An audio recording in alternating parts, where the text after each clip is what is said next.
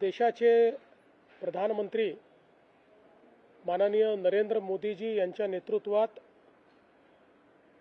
देशाच्या वित्तमंत्री श्रीमती निर्मला सीतारामन यांनी मांडलेला अर्थसंकल्प हा विकसित भारताच्या स्वप्नाकडे जाणारा एक दमदार पाऊल आहे। आपण जर बघितलं तर विविध क्षेत्रांना पुढचे काही वर्ष दिशा, गती आणि निधी तिन्ही गोष्टी देण्याचा प्रयत्न हा या माध्यमातून झालेला आपल्याला पाहायला मिळतो। विशेषतः वाढतं शहरीकरण जे महाराष्ट्रासारख्या राज्याकरता एक मोठा चॅलेंज आहे, त्याला नियोजनबद्ध करण्याकरता पहिल्यांदाच 5 लाख लोकसंख्येच्या वरच्या सगळ्या शहरांचा एकात्मिक विचार हा या अर्थसंकल्पाने केलेला आहे, ज्याचा मोठा फायदा हा महाराष्ट्रासारख्या आपल्या राज्याला होईल। विशेषतः उद्योग क्षेत्रामध्ये मोठ्या प्रमाणात गुंतवणूक आणि रोजगार निर्मिती हे ध्येय या अर्थसंकल्पाचं दिसतं आहे आणि 7 वेगवेगळ्या प्रायोरिटी क्षेत्रामध्ये प्रचंड मोठ्या प्रमाणात औद्योगिक सवलती देऊन गुंतवणुकीला चालना मिळणार आहे, ज्याचा फायदा पुन्हा मॅन्युफॅक्चरिंगचं एक कॅपिटल असलेल्या महाराष्ट्राला मोठ्या प्रमाणात मिळेल आणि फ्रंटियर टेक्नॉलॉजीजमध्ये खूप मोठ्या प्रमाणात गुंतवणूक आणि रोजगार निर्मिती हे आपण करू शकू, हे देखील या ठिकाणी आपल्याला पाहायला मिळत आहे। पायाभूत सुविधा क्षेत्रामध्ये 12 लाख कोटी रुपयाची गुंतवणूक केंद्र सरकार यावर्षी करणार आहे। एक प्रकारे आपण जर विचार केला तर 10 वर्षापूर्वी वर्षाला 1 लाख कोटीची गुंतवणूक आपण करायचो, त्यावरनं एकाच वर्षात 12 लाख कोटी रुपयाची गुंतवणूक हा एक मला असं वाटतं अत्यंत महत्त्वाचा मुद्दा याच्यामध्ये आपल्याला पाहता येईल। विशेषतः शेती, पशुपालन, मत्स्य व्यवसाय आणि सिंचन या 4 क्षेत्रांकरता अतिशय भरीव तरतुदी आणि योजना आणि त्याच्यामध्ये गुंतवणूक होईल आणि त्याच्यात व्हॅल्यू ॲडिशन होईल, या दृष्टीनं एक चांगला प्लॅन या अर्थसंकल्पाच्या माध्यमातून या ठिकाणी निर्मलाजींनी घोषित केलेला आहे। महिलांकरता विशेषतः लखपती दीदीची जी यशस्वीता आहे ती पाहता आता मोठ्या प्रमाणात आमच्या या सगळ्या बचत गटांकरता मार्केट प्लेस तयार करण्याची एक मोठी योजना याच्यामध्ये आलेली आहे।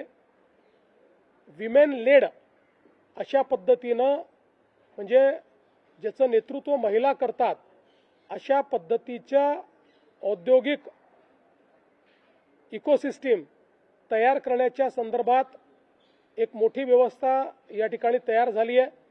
त्यामुळे अर्थव्यवस्थेमध्ये महिलांचा सहभाग हा मोठ्या प्रमाणात या अर्थसंकल्पाच्या माध्यमातून वाढवण्याचं काम होणार आहे आणि त्यासोबत शिक्षणाच्या क्षेत्रातल्या वेगवेगळ्या गुंतवणूक करत असताना प्रत्येक जिल्ह्यामध्ये महिलांकरता हॉस्टेल ही योजना देखील या ठिकाणी घोषित करण्यात आलेली आहे।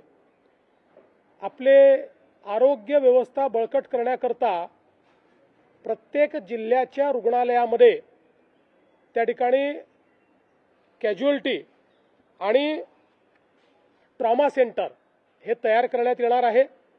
यामुळे विशेषतः जे ग्रामीण आणि गरीब अशा प्रकारची आपली जी लोकसंख्या आहे त्यांच्याकरता खूप मोठ्या प्रमाणात ही व्यवस्था या ठिकाणी तयार होईल आणि त्यातनं मोठा फायदा आपल्याला होईल। अनेक योजना ज्या या ठिकाणी करण्यात आल्या त्यामध्ये विशेषतः ग्रोथ हब्स, या प्रत्येक ग्रोथ हबला 5 वर्षामध्ये 5,000 कोटी रुपये प्रत्येकी देण्याचा एक कार्यक्रम हा आखण्यात आलेला आहे। याचा फायदा महाराष्ट्राला होईल, कारण आपण MMR growth hub, Pune growth hub आणि नागपूर ग्रोथ हब असे 3 ग्रोथ हब आता आपल्या नीती आयोगाच्या माध्यमातून आपण तयार केलेले आहेत. त्यामुळे आपल्याला त्याचा एक मोठा फायदा हा या ठिकाणी निश्चितपणे होईल. यासोबत विशेषतः आपल्याला कल्पना आहे की काही कॉरिडॉर्स हे घोषित करण्यात आलेले आहेत उद्योगाच्या बाबतीत. त्यामध्ये महाराष्ट्राला मोठ्या प्रमाणात त्याचा फायदा हा होऊ शकेल, कारण ती इकोसिस्टीम ऑलरेडी आपल्याकडे आहे. त्यामुळे चॅलेंज मोडमध्ये पहिल्यांदा आपण त्या ठिकाणी जाऊन त्याचा फायदा घेऊ शकू. अनेक वर्षाची जी मागणी होती मुंबई पुणे हायस्पीड कॉरिडॉर, त्याची घोषणा झाली आहे. पुणे हैदराबाद हायस्पीड कॉरिडॉरमुळे संपूर्ण पश्चिम महाराष्ट्राचं जे क्षेत्र आहे त्याला त्याचा एक मोठा फायदा आणि मराठवाड्याच्या क्षेत्राला देखील त्याचा एक फायदा होईल. अशा प्रकारचा एक हायस्पीड कॉरिडॉर हा होतोय. यासोबत आपण जर एकूण सगळ्या तरतुदी बघितल्या, आता अजून फाईन प्रिंट माझ्या हाती यायचं आहे, पण नेहमी पहिली टीका ही करून टाकतात विरोधक, महाराष्ट्राला काही मिळालं नाही. म्हणून पहिल्या ग्लिम्प्समध्ये महाराष्ट्राला काय मिळालं आहे ते मी आपल्याला या ठिकाणी सांगणार आहे. यापेक्षा अजून अनेक गोष्टी नवीन जास्तीच्या, जसं फाईन प्रिंट पूर्ण मी वाचू शकेन, कारण आता रेल्वेच्याही बजेटमधल्या सगळ्या गोष्टी माझ्यापर्यंत अजून आलेल्या नाही आहेत. मागच्या वर्षी तर रेल्वेतच 23,000 कोटी आपल्याला मिळाले होते. सगळ्यात महत्त्वाचं, डिव्होल्युशन ऑफ टॅक्सेसमध्ये नवीन आपल्याला जी काही त्यांनी फॉर्म्युला दिलेला आहे त्यात महाराष्ट्राला फायदा झालेला आहे. आणि आता डिव्होल्युशनमध्ये आपण मागच्या वेळेसपेक्षा वाढून 6.44% गेलेलो असल्यामुळे आपल्याला यावर्षी 98,306 कोटी रुपये केंद्र सरकारकडून मिळतील. 98,306 कोटी, जे आपण जर विचार केला तर मागील वर्षी जे आपल्याला मिळत होते त्यापेक्षा भरीव जास्त आहेत. किमान माझा अंदाज असा आहे, मी एक्झॅक्ट अंदाज आता नाही काढला, पण 15,000 ते 20,000 कोटी रुपये आपल्याला या डिव्होल्युशन ऑफ टॅक्सेसमध्ये या बजेटमध्ये जास्तीचे मिळणार आहेत. हे एक महाराष्ट्राकरता, आणि हे दरवर्षी वाढत जाणार आहेत, कारण आपलं पर्सेंटेज वाढल्यामुळे डिव्होल्युशनचा जो पूल आहे त्या पूलमध्ये दरवर्षी जी काही राईज होते ती राईज पर्सेंटेजने आपल्याशी शेअर होणार असल्यामुळे आपला मूळ पर्सेंटेज वाढल्यामुळे दरवर्षी वाढीव पद्धतीनं आपल्याला हा निधी मिळणार आहे. यावर्षी 98,000 कोटी, 98,306 म्हणजे जवळपास 1,00,000 कोटी रुपये हे केंद्र सरकारकडून मिळणार आहे. याच्या व्यतिरिक्त आपला जो ग्रामीण रस्ते प्रकल्प आहे त्याच्याकरता 378 कोटी, ॲग्री बिझनेस नेटवर्क 167 कोटी, इकॉनॉमिक क्लस्टर 283 कोटी, Maharashtra tertiary care medical education विकास कार्यक्रम जो आपण हातामध्ये घेतला आहे त्याकरता 385 कोटी, उपसा सिंचन योजनांचे सौर ऊर्जीकरण 207 कोटी, agri business and rural transformation यामध्ये 646 कोटी, development of applied knowledge and skills for human development 313 कोटी. मी थेट तिथनं काढले असल्यामुळे इंग्रजी नाव आहेत, त्याची मराठी नावं नंतर आपल्याला देतो मी. त्यानंतर जिल्ह्यांमध्ये संस्थात्मक संरचना क्षमता वृद्धीसाठी 240 कोटी, मुंबई अहमदाबाद हायस्पीड कॉरिडॉर 6,103 कोटी, मुंबई मेट्रो 1,702 कोटी, पुणे मेट्रो 517 कोटी, MUTP 3 मुंबईकरता 462 कोटी, MMR रिजनमध्ये ग्रीन मोबिलिटी 155 कोटी, महामार्गावर ITS 680 कोटी. असे वेगवेगळे हे प्रकल्प आहेत. म्हणजे अगदी आपण मुंबई पुण्यातल्याही प्रकल्पांचा विचार केला तरी आत्तापर्यंत जे बघितलेले आहेत त्यात 12,500 कोटी रुपये हे या ठिकाणी मिळालेले आहेत. इतर महाराष्ट्रातले देखील मी सांगितलेले आहेत, आणि अजून बजेटची फाईन प्रिंट ही आपण त्या ठिकाणी बघतो.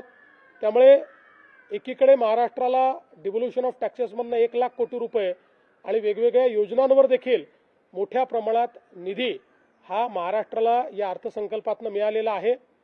एकूणच जर आपण अर्थसंकल्प बघितला तर आपण जी काही तिसऱ्या अर्थव्यवस्थेकडे वेगवान वाटचाल करतो त्याचं प्रतिबिंब या अर्थसंकल्पात आपल्याला पाहायला मिळतंय 7% ग्रोथ रेट, जगामध्ये सर्वाधिक वेगाने विकसित होणारी अर्थव्यवस्था पुन्हा एकदा भारत प्रस्थापित झालेला आहे 7% ग्रोथ रेटमुळे। आणि हे सगळं करत असताना वित्तीय तूट ही 4.5% आत आणण्यात पुन्हा एकदा अर्थमंत्र्यांना यश मिळालेलं आहे। अर्थमंत्र्यांनी कोविडच्या काळामध्ये जी तूट वाढली होती त्यावेळेस घोषित केलं होतं की टप्प्याटप्प्यानं पुन्हा आम्ही 4.5% आत ती आणू, ते त्यांनी आणलेलं आहे। डेट GDP रेशिओ हा एक महत्त्वाचा निकष आहे, त्याच्यामध्ये देखील मोठ्या प्रमाणात सुधारणा झालेली आहे आणि 50%कडे त्याची जी वाटचाल आहे ती सुरू झालेली आहे। जो एखाद्या अतिशय साऊंड अर्थव्यवस्थेचा भाग असतो त्या पद्धतीनं आर्थिक निकषांवरही अतिशय चांगल्या पद्धतीनं हा अर्थसंकल्प या ठिकाणी सादर करण्यात आलेला आहे। एकूणच मला असं वाटतं की पुढचा जो काही काळ आहे या काळामध्ये सगळ्या राज्यांना विकासाची संधी मिळेल अशा प्रकारच्या तरतुदी यामध्ये करण्यात आल्या आहेत। टॅक्स साईडला जर आपण बघितलं तर विशेषतः सामान्य माणसाचे कंप्लायन्सेस हे पूर्णपणे त्या ठिकाणी संपवण्यात आलेले आहेत, फार कमी करण्यात आले आहेत। बिझनेसेसचे कंप्लायन्सेस कमी करण्यात आलेले आहेत आणि विशेषतः खूप मोठ्या प्रमाणात छोट्या छोट्या गोष्टींकरता जे पिनलायझेशन होत होतं त्याच्याऐवजी लोकांना त्या त्रुटी दूर करण्याची संधी देण्यात आलेली आहे। कॅन्सरचे ड्रग्ज असतील किंवा काही अत्यावश्यक 7 वेगवेगळ्या आजार असतील, याच्या ड्रग्जवरची ड्युटी संपवल्यामुळे मोठ्या प्रमाणात तिथल्या रुग्णांना देखील त्याचा फायदा होणार आहे। त्यामुळे टॅक्स साईडलाही रिफॉर्म्सची जी प्रोसेस आहे ही प्रोसेस चांगल्या पद्धतीनं या ठिकाणी मांडण्याचं काम या अर्थसंकल्पाने केलं आहे।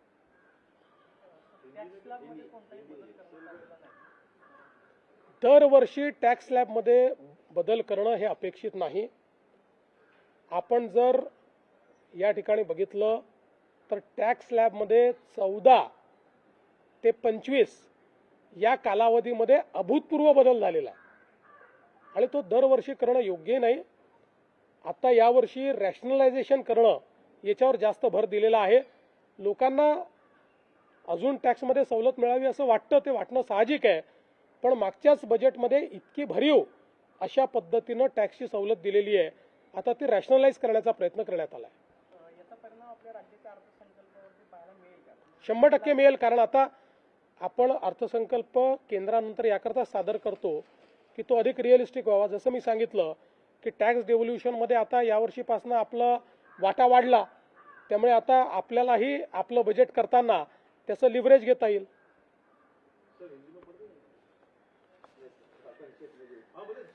ठीक है, संक्षिप्त करता आते नहीं हम, बड़े इसमें बोलते हैं। आज प्रधानमंत्री श्री नरेंद्र मोदी जी के नेतृत्व में जो देश की वित्त मंत्री निर्मला सीतारमण जी ने बजट हमारे सामने रखा है, विकसित भारत की ओर जाने वाला एक मजबूत कदम इस रूप में हम इसको देखते हैं। विशेष रूप से भारत को तीसरी सबसे बड़ी अर्थव्यवस्था बनाने के लिए एक बहुत मजबूत रोड मैप, उसका एक कालावधि और उसके लिए जो पैसे की आवश्यकता है उस प्रकार की प्रोविजंस इस बजट के माध्यम से हमको दिखाई पड़ती है। विशेष रूप से दुनिया में मैन्युफैक्चरिंग के क्षेत्र में जो अवसर हमको मिला है उस अवसर को प्राप्त करने वाला ये बजट है। 7 जो फ्रंटियर मैन्युफैक्चरिंग सेक्टर्स है उसमें भारत को प्रमुखता मिले, इस दृष्टि से इसको तैयार किया गया है। इसमें योजना तैयार की गई है जिससे निवेश भी बढ़ेगा और साथ साथ बड़े प्रमाण पर जॉब क्रिएशन भी होगा और हमारे युवाओं को इसका फायदा मिलेगा।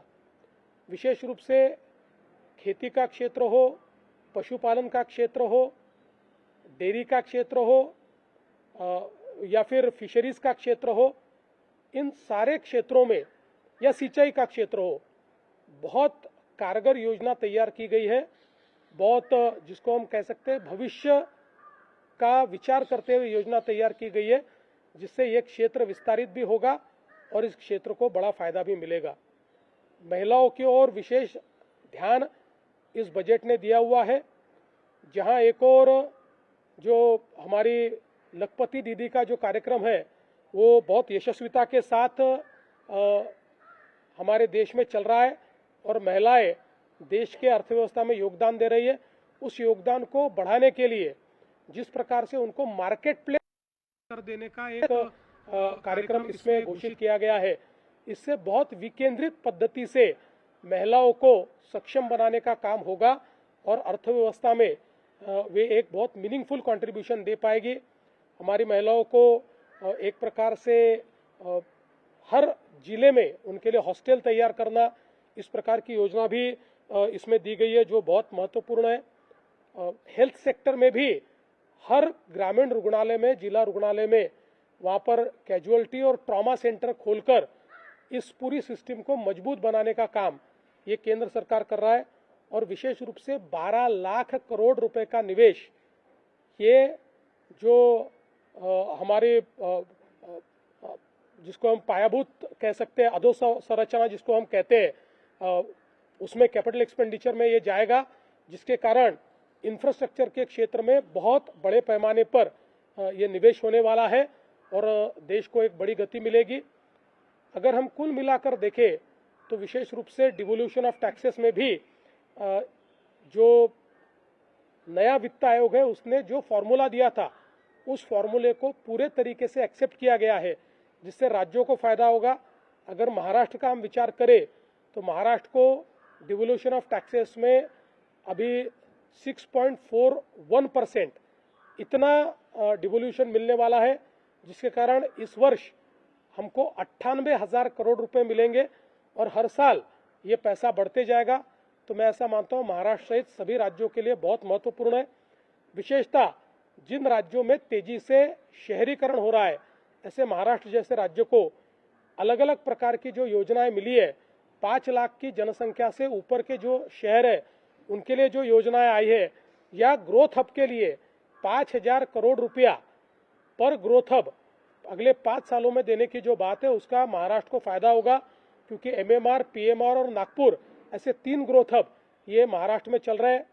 मुंबई से पूना ये जो एक हाई स्पीड ट्रेन की बहुत पिछले 10-15 सालों से ये मांग चल रही थी, इसको मंजूर किया गया है। पूना से हैदराबाद की भी जो मांग थी उसको भी पूरा किया गया है। और कुल मिलाकर सारे जो अलग अलग क्षेत्र हैं, इन क्षेत्रों को बहुत बड़े पैमाने पर दिशा देने का काम इस बजट ने किया है। मैं ऐसा मानता हूं कि इस बजट के कारण तीसरी बड़ी अर्थव्यवस्था और बाद में विकसित भारत, इन दोनों सपनों को हम पूरा कर पाएंगे।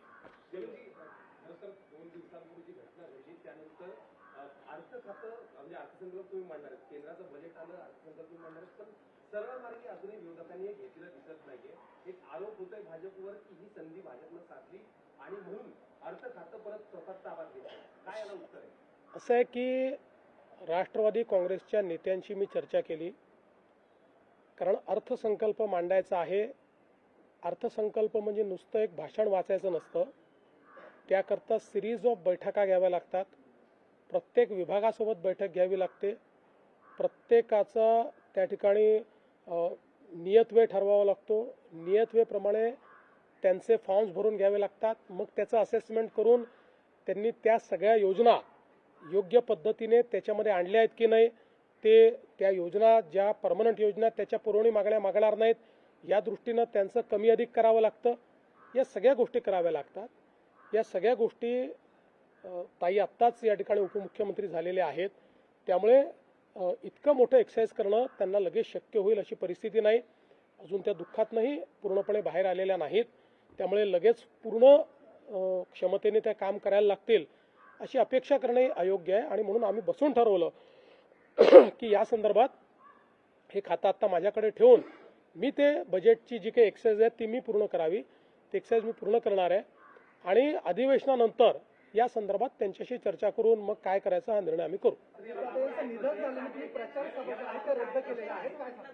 नाही, मला मुळातच आता अशा परिस्थितीमध्ये जिल्हा परिषदेच्या निवडणुकीत मी प्रचाराला उतरावं हे काही मला योग्य वाटलं नाही. मला असं वाटतं की शेवटी निवडणुका येतात जातात आणि पक्ष देखील सक्षम आहे, पक्ष योग्य पद्धतीने त्या निवडणुका लढवेल. पण आता मी जाऊन त्या ठिकाणी जाहीर सभा करायच्या आणि त्याच्यामध्ये शेवटी काही राजकीय वक्तव्य देखील होतात. तर माझ्या सहकाऱ्यांची मी चर्चा केली, आमचे अध्यक्ष आहेत रवीजी, त्यांचीही चर्चा केली आणि सगळ्यांचं मत पडलं की माझा निर्णय योग्य आहे. मी त्या ठिकाणी प्रचाराला न जाणं हे योग्य आहे. मी सगळ्यांना एक आव्हान करीन की बाबा तुम्ही आमच्या भारतीय जनता पक्षाला किंवा महायुतीला मतदान करा, तेवढं त्याच्या पलीकडे मी काही प्रचाराला जाणार नाही. वारंवार भाजप म्हणजे खास करून राज्यात काही दुर्दैवी घडलं. भाजपने कोणालाही विरोध केलेला नाही. भाजपशी या संदर्भात चर्चाही झालेली नाही.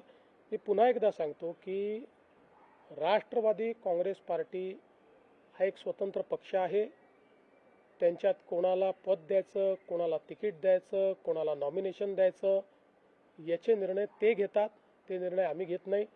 यापूर्वी तुम्ही पाहिलं असेल जेव्हापासून ते आमच्यासोबत आले, कोणाला खासदार करायचं, कोणाला आमदार करायचं, कोणाला अध्यक्ष करायचं, कोणाला सचिव करायचं, त्यांचे सगळे निर्णय हे त्यांनी घेतले आहेत. कोणाला मंत्री करायचं निर्णय त्यांनी घेतलेले आहेत.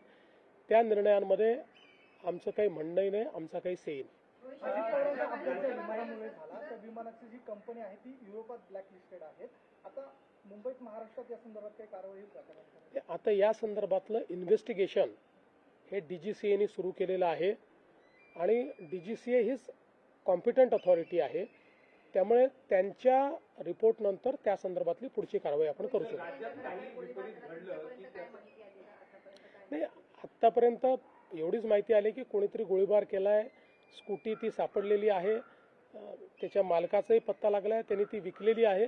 लवकर सापडेल कोण जो कोणी असेल. तर एक प्रश्न आहे की राज्यात काही विपरीत घडलं की त्याचं एक नॅरेटिव्ह तयार केलं जातं विरोधकांकडून की भाजपला जबाबदार आहे, देवेंद्र फडणवीस जबाबदार आहे किंवा केंद्रीय भाजप जबाबदार आहे. या सगळ्या घटनेत देखील अशाच काही गोष्टी पसरवल्या गेल्या. खास करून पार्थ पवार यांनी येऊ नये किंवा इतर सगळ्या गोष्टी किंवा एकत्रीकरणाच्या बाबतीत भाजपचा असेल. या सगळ्याला काय उत्तर आहे? एक नॅरेटिव्ह वारंवार पसरवलं जातं.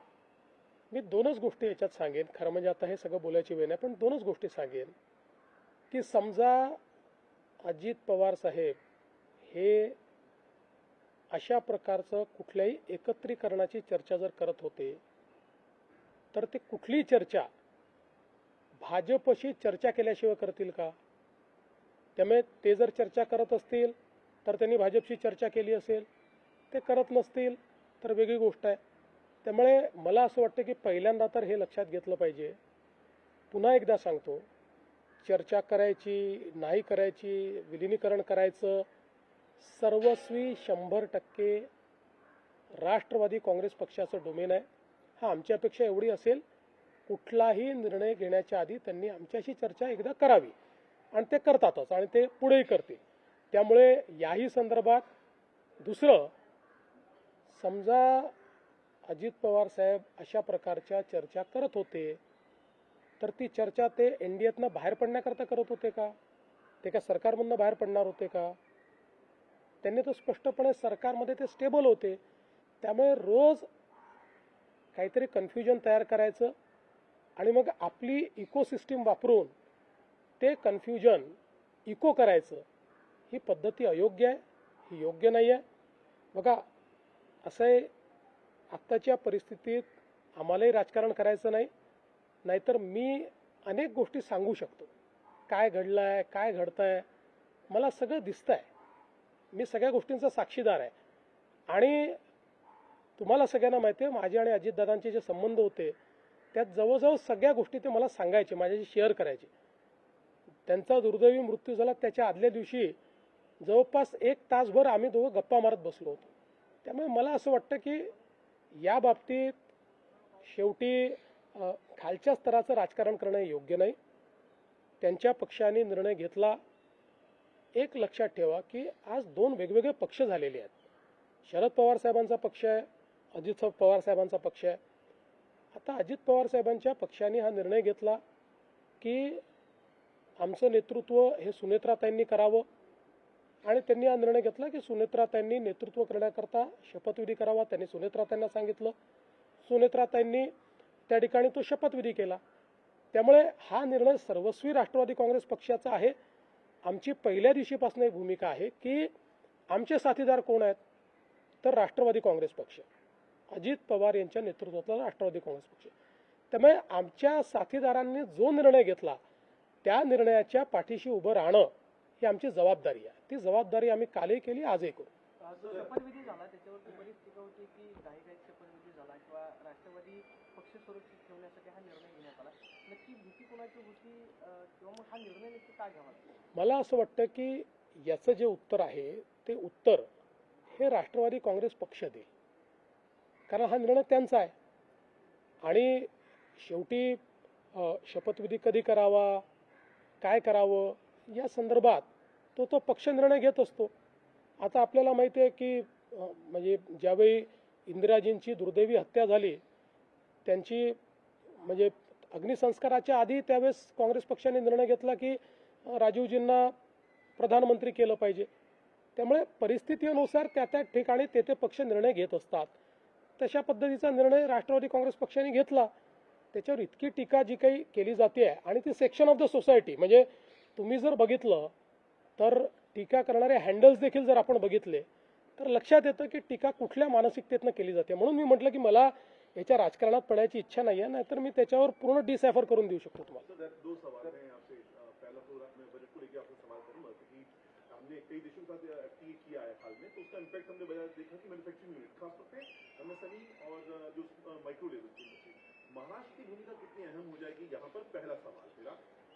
उसके बाद मुझे लगता है कि सबसे अहम भूमिका महाराष्ट्र की होगी, क्योंकि FTA के बाद विशेष रूप से जो सेक्टर्स है जिसमें महाराष्ट्र का मैन्युफैक्चरिंग प्रोवेस है, मसलन जेम्स एंड ज्वेलरी हम लीडर है, मसलन engineering services end engineering tools manufacturing में हम इसमें नंबर 1 है, टेक्सटाइल ये हमारा एक प्रकार से महाराष्ट्र का एक फोर्टे है.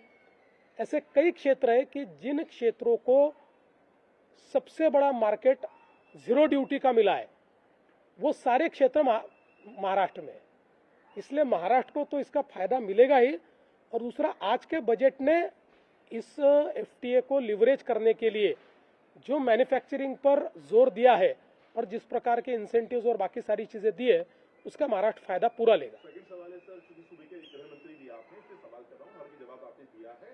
जो जिस अटैक के बारे में बात हो रही है, क्योंकि लॉरेंस बिश्नोई ने क्लेम कर दिया है उस चीज को लेकर, सेम वही मोडस ऑपरेंडी सलमान खान के केस में है और सेम इंडस्ट्री है, इसीलिए सवाल आपसे. देखिए, अभी तक जो जानकारी है उसमें इस प्रकार की दीवार पर कुछ गोलियां चलाई गई. जिस स्कूटी से वो भागा वो स्कूटी मिली है, उसका मालिक पता चला है, मालिक ने किसी को बेचा है, इन्वेस्टिगेशन चल रहा है. ये ऐसे लोग पकड़े जाएंगे, वो कोई बड़े लोग नहीं है. ये ठीक से इनको मतलब जिस प्रकार से इनको सबक सिखाना सिखा देंगे. सर, एक सवाल है कि जिस तरह से एक नैरेटिव सेट हो रहा है बीजेपी के खिलाफ और आपके खिलाफ भी, जिस तरह से कहा जा रहा है कि बीजेपी इस पूरे दोनों जो मर्जर के बीच में एक विलन का काम कर रही है, पास में जो बीजेपी का विरोध है, आपने वित्त मंत्रालय जो है वो हथियार ले लिया है, इन तमाम बातों को लेकर क्या आपका कहना है, क्या इसमें सच्चाई? देखिए, पहली बात तो ऐसा कोई नैरेटिव इसलिए सेट नहीं होगा क्योंकि बहुत छोटा सेक्शन है जो इस प्रकार से नैरेटिव तैयार करने की कोशिश कर रहा है. इसमें हम सभी लोग जानते हैं कि कौन कौन लोग हैं जो ये करने की कोशिश कर रहे हैं, जिनके अपने इंटरेस्ट थे और उनके अपने इंटरेस्ट सर्व नहीं हुए, ऐसे लोग मिलकर ऐसा नैरेटिव तैयार कर रहे हैं. बीजेपी ने पहले दिन से बताया है कि राष्ट्रवादी कांग्रेस पार्टी एक स्वतंत्र अस्तित्व वाली पार्टी है, उनके निर्णय वो करते हैं. हाँ, ये ज़रूर है कि चूंकि हम उनके साथी हैं, वो हमारे साथ रहे, उनके निर्णयों के पीछे हम पूरी ताकत से खड़े. सर, शरद पवार साहेबांनी 2 दिवसापूर्वी पत्रकार परिषद घेतली. त्यात म्हटलं की 12 तारखेला दोन्ही राष्ट्रवादीचं विलीनीकरण जे आहे ते होणार होतं किंवा तशा पद्धतीची चर्चा झाली होती. जयंत पाटील असतील किंवा अजित पवार यांच्यापासून एकत्रित चर्चा केली होती. तुम्ही असं म्हणाला की तसं काही झालं असेल तर भाजपची चर्चा केली असते, कारण तुम्ही आता महायुतीमध्ये आहात, एक मोठा घटक पक्ष आहे. शरद पवार साहेबांनी असं विधान करणं त्यांच्यावर कसं पाहतं की नाही, असं आहे की या संदर्भात मी एवढंच सांगतो की चर्चा कुठलीही अंतिम स्टेजला जर गेली असती तर अजितदादांनी आम्हाला सांगितलं असतं, आमच्याशी चर्चा केली असती. कुठली तारीख जर ठरली असती तर ते आमच्या सरकारमध्ये आहेत आणि सरकारमध्ये आमच्याशी शेअर न करता ते असा निर्णय घेऊ शकतील का? त्यामुळे आता पवार साहेबांचं आणि त्यांचं काय बोलणं झालं, कोणाचं आणि त्यांचं काय बोलणं झालं, मला याची कल्पना नाही. आमच्यापुरतं मी सांगतो की अशा प्रकारच्या तारखेची माहिती आम्हाला नाही. सर आपको लगता है अजीत पवार जी की जिस तरह से मौत हुई उनकी मौत के ठीक बाद कुछ पॉलिटिकल फिगर्स थे जो उसका लिवरेज पॉलिटिकल लिवरेज लेने की कोशिश की? कि इस बात पे मैं कोई टिप्पणी नहीं करना चाहूँगा. कई बार ऐसा होता है कि इस प्रकार की मौत के बाद भी कई प्रकार की राजनीति होती है. ये होनी नहीं चाहिए पर होती है, पर उस पर टिप्पणी करना ये मैं ठीक नाही समजतो. कालपर्यंत खरं तर मोठ्या पवार साहेबांनी यात घातपात असल्याची जी काही शक्यता होती ती त्यांनी स्वतः मुलीच काढली होती. परंतु पुन्हा आता व्हॉट्सअपवरनं प्रश्न किंवा ट्विट करून प्रश्न विचारले जात आहेत त्या अपघाताच्या संदर्भात. मला असं वाटतं की त्या संदर्भात जे काही डीजी इन्व्हेस्टिगेशन आहेत DGCAचे ते काम करत आहेत. ब्लॅक बॉक्स सापडलेला आहे, त्याच्यामुळे त्यातलं सगळं सत्य जे आहे ते बाहेर येईल. फॉर्च्युनेटली दोन गोष्टी असतात की याचं जे सगळं कम्युनिकेशन असतं ते कम्युनिकेशन हे पूर्णपणे स्टोर्ड असतं, त्यामुळे ते सगळं अवेलेबल आहे. आणि जे इंटरनल कम्युनिकेशन असतं म्हणजे दोन पायलट आपल्याशी काय बोलले असतील एकमेकाशी किंवा त्यांनी काय केलं असेल हे ब्लॅक बॉक्समध्ये स्टोअर होतं. त्यामुळे या दोन्ही गोष्टींचा ज्यावेळेस त्याची पडताळणी होईल त्यावेळेस सगळं सत्य आपल्यासमोर येईल. नागपुरातील 102 जे नगरसेवक आहेत त्यांच्या राजीनाम्यावरच्या सह्या घेतलेल्या आहेत अशी बातमी समजते. हे काही फालतू बातम्या आहेत. अशा कोणाच्या राजीनाम्यावर सह्या बिया घेत नाहीत. एकदम या बातमीत काही तथ्य नाही. थँक्यू.